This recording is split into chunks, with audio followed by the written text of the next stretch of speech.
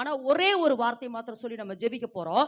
இப்ப இந்த இடத்துல சொல்றாரு, நீ கொப்பே மரத்தால் உனக்கு ஒரு பேழையை உண்டு பண்ணு. இப்ப இந்த இடத்துல வாசிக்கிற மரம் என்பது எதுக்கு அடையாளம்? சிலுவைக்கு அடையாளம். இப்ப என்ன சொல்றார்ன்னா, பேழைய உண்டு பண்ணு. பேழை என்பது எதுக்கு அடையாளம்? பேழை என்றனுடைய வார்த்தையினுடைய அர்த்தம் என்னன்னா, ரட்சிப்பு. எதை உண்டு பண்ணணுமாமா? அதாவது நோவாட்ட சொல்றார், நோவா ஜனங்களை எல்லாம் நான் உண்டாக்குனதுக்காக மனஸ்தாபப்படுறேன். ஆனா நீயும் உன் குடும்பமும் தப்புவிக்கும்படி, அல்லது நீயும் உன்னுடைய குடும்பமும் காப்பாற்றுறதுக்கு நீ எதை உண்டு பண்ணணும்? பேழைய உண்டு பண்ணணும். எதை உண்டு பண்ணணும்? பேழைய உண்டு பண்ணணும். அந்த பேழையை உண்டு பண்றது எந்த மரம்? எந்த மரம்? கொப்பை மரம். ஏன்னா அந்த கொப்பை மரத்துக்குள்ளதான் தண்ணீர் போகாது. அந்த கொப்பை மரம் ஸ்ட்ராங்கான மரம். நீ கொப்பை மரத்தினாலே பேழையை உண்டு பண்ணி அப்படின்னு என்ன அர்த்தம்னா, இந்த மரத்தினாலே உனக்கு ஒரு ரட்சிப்பை உண்டு பண்ணிக்கோ அப்படிங்கிறதுக்கு அடையாளமாக தேவன் நோவாட்ட சொல்றாரு. இப்போ இந்த கொப்பை மரத்தை குறித்து ஒரு காரியத்தை உங்களிடத்துல சொல்றேன், ஆவியானவர் சொல்றனால. இந்த கொப்பை மரம் என்பது, அதாவது இந்த மரத்துல மட்டும்தான் நீ செய்யணும்னு சொல்லி தேவன் நோவாட்ட சொல்லிட்டாரு. நோவா அப்படியே அந்த கொப்பை மரமா பார்க்குறாரு.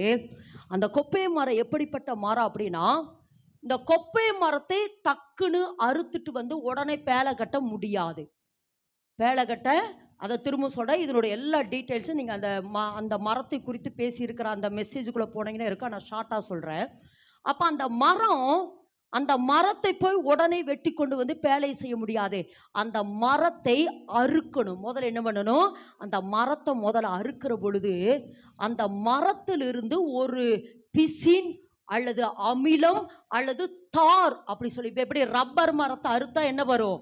பால் வரும். இப்போ ரப்பர் மரத்தில் என்ன பண்ணுறாங்க? அறுத்து அதை கட்டி விட்டாங்கன்னா அந்த ரப்பர் மரத்தில் இருக்கிற பால் எல்லாம் அந்த பையில் இறங்க. அதே போல தான் இந்த கொப்பை மரத்தை முதல்ல அறுத்து விட்டுருவாங்க.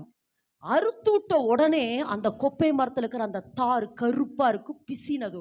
அது என்ன பண்ணுன்னா, அப்படியே அந்த கொப்பை மரத்தில் இருக்கிற அந்த தாரெல்லாம் வடிஞ்சிரும். வடிஞ்சதுக்கு அப்புறம் அந்த மரம் லூஸ் ஆயிரும். அதுக்கப்புறம் தான் அந்த மரத்தை கொண்டு வந்து என்ன செஞ்சாராமா நோவா? பேழையை கட்டினார். பேழையை கட்டினதுக்கு அப்புறம் அடுத்து என்ன சொல்றாரு பாருங்க, அடுத்து அதன் உள்ளும் புறமும் எதை பூசு? கீழ். அதுதான். அப்போ முதல்ல அந்த மரத்தை அறுத்துரு, அந்த தாரெல்லாம் வெளியே வந்துடும், அந்த மரம் லூஸ் ஆயிரும். அதுக்கப்புறம் கொண்டு வந்து நீ பேழையை கட்டு. அதுக்கப்புறம் என்ன பண்ணு? அந்த கீழையே கொண்டு வந்து ஃபுல்லா நீ பூசிட்டீனா தண்ணீர் உள்ள வராம அந்த மரம் என்ன செய்யும்?